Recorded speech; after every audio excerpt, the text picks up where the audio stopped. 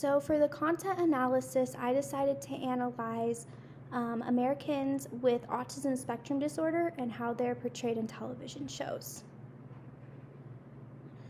So autism is a condition that affects social communication and behavior.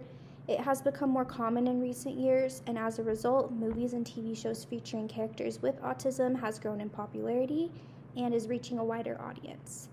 While most people are aware of autism spectrum disorder, many people do not have direct experience with it, so many people form their ideas about autism from the characters that they see on screen. Viewers often feel a connection with these characters, which further shapes their understanding of autism. Dean and Nordahl Hansen found that autism representation in television is mainly of young white males with savant skills, and savant skills are exceptional abilities and talents that go beyond the average person's capabilities. In reality, autism is more diverse and savant skills are rare among those with autism. So these unrealistic portrayals can reinforce stereotypes and create more stigma. Another study conducted by Jones et al. Found that many shows focus on high support needs autism, ignoring the spectrum's diversity and variability.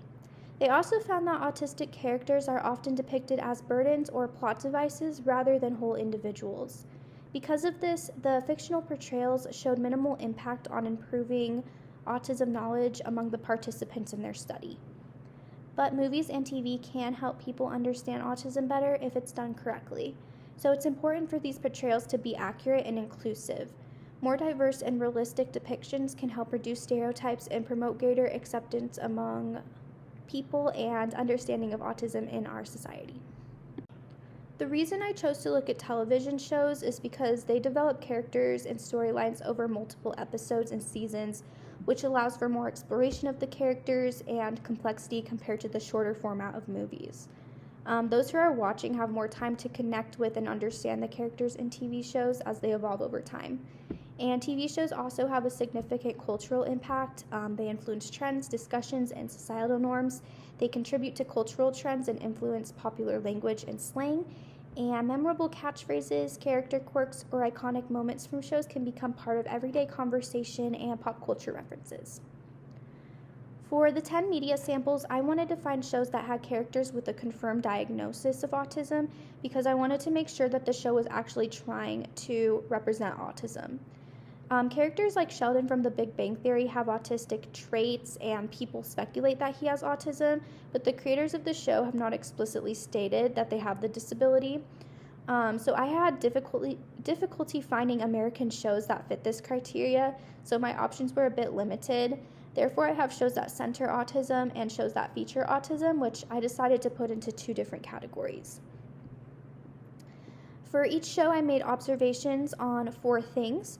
First is the diversity of the character. As Dean and Nordahl Hansen pointed out, most ASD characters are white males with savant skills, so I looked to see if the character exhibited those traits or not. The second is the nature of representation. If it is positive, the character was portrayed as capable, independent, and complex, and this can include character development if the character is reoccurring throughout the series. If the representation is negative, the character was portrayed with pity and is primarily defined by their disability.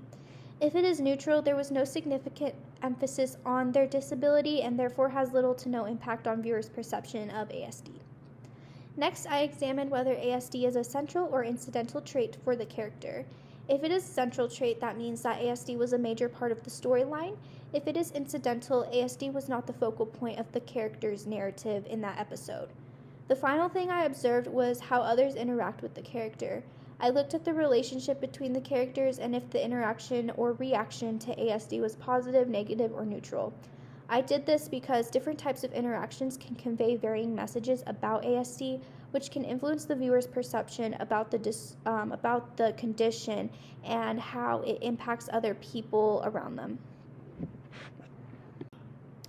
For each of the 6 shows featuring characters with autism, I chose to select 3 episodes where the character with ASD had the most screen time or the most focus.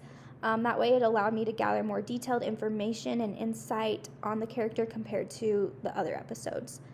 The first character on this list is Brick from the Middle. Although his diagnosis is not a big part of the show, his character is based off of one of the show writer's son who has autism spectrum disorder, and her name is Eileen Heisler. So this character has confirmed ASD traits even if it's not explicitly addressed in the series. The next character is Farkle from Girl Meets World. He is a comedic character, and his autism diagnosis did not become very important to his character until later in the series. Max from Parenthood is diagnosed in the second episode of the show when he's very young, so his diagnosis is a large part of his character and impacts all of his storylines throughout the series. Connor DeLaurier from Degrassi, he's a small character in the show, so his storylines are often used to represent the experience of kids in high school with ASD. Abed from the sitcom Community is also a character who is not explicitly diagnosed in the show. However, the writer Dan Harmon confirmed that he wanted to have a character to represent ASD traits, and that ended up being Abed. And then lastly, Sonia from The Bridge is a strong female character, and her autism spectrum disorder traits help her in being a highly skilled detective. And then here are the episodes that I chose for each character. And then for the 4 shows that center autism, the main characters have ASD and they are integral to every episode in the series. Therefore, I chose to focus on the 3 highest rated episodes from each show because they have a larger impact. So first is The Good Doctor, and it is notorious for its representation of autism through the character Dr. Sean Murphy. It has been heavily criticized for its inaccuracy of the condition, and the character does fit under the white male with savant skills category. However, despite these shortcomings, Stern and Barnes conducted a study that found that participants who watched The Good Doctor expressed greater interest in learning more about autism spectrum disorder. Therefore, fictional shows can serve as catalysts, encouraging people to independently research ASD and thereby creating a better understanding of the condition. Next is the Netflix series Atypical.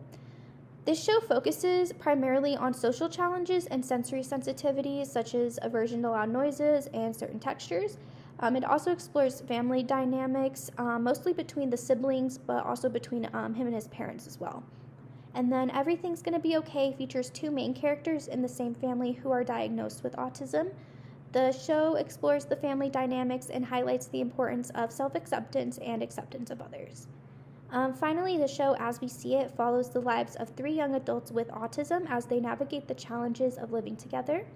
The actors themselves have ASD in real life, so they do a really good job at representing the ASD community. And then again, here are the 3 episodes from each show that I chose. And then next, here's the chart that I used to organize my observations. I did one for shows that feature autism spectrum disorder and then one for shows that center autism spectrum disorder. And they basically just outlined the 4 points that I mentioned previously, as well as like character descriptions, names, and the show. So after watching the show, I found that out of the 13 characters that I evaluated, only 3 were female. 54% of the characters were white males, 15% were white females, 23% were men of color, and 8% were women of color. For representation, there was fortunately 0 negative representations, 2 were neutral, and then the rest were positive.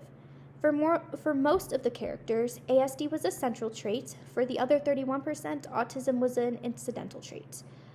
For the character interactions, most were a mixture of both positive and negative, so I counted them for both. So the calculations ended up being about 10% neutral, 38% negative, and 52% positive. Beyond the 4 observations I was tracking, there are a few more points that I found to be important after watching the shows. So it's noteworthy that all of the ASD-centered shows were produced more recently, with the oldest airing in 2017. This reflects a growing societal interest in portraying autism more accurately and sensitively and focusing on it more.